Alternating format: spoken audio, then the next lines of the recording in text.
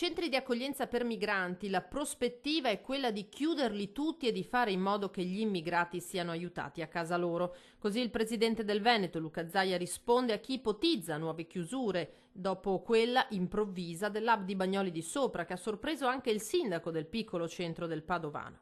Il ministro è stato molto chiaro: da un lato respingere, aiutare a casa loro gli immigrati e dall'altro chiudere tutto quello che qui abbiamo, ed è esattamente quello che dovrà accadere. È un progetto impegnativo, ma già con questa chiusura dei Bagnoli si dà un bel significato. Partiamo da un presupposto: che dei 180.000 arrivi che arrivavano prima di questo governo, ogni anno noi sappiamo che il 93% non sono profughi, sono migranti economici, per cui da lì si parte. Prima vengono i nostri poveri, i nostri cittadini, e dopo quelli del resto del mondo. Nella Marca trevigiana, dove già nelle scorse settimane avevano fatto discutere le parole del prefetto Maria Rosaria Laganà, che aveva sottolineato lo svuotamento progressivo di strutture come l'ex caserma Zanusso di Oderzo e l'ex Serena di Dosson, la svolta di Bagnoli apre nuovi scenari.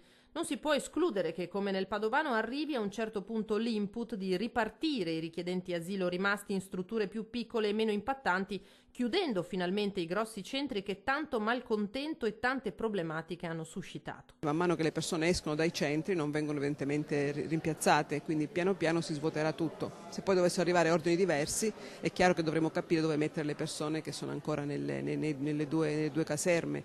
Ricordiamo che a Bagnoli e a Cona si è creata una situazione di grande criticità che ha affrettato probabilmente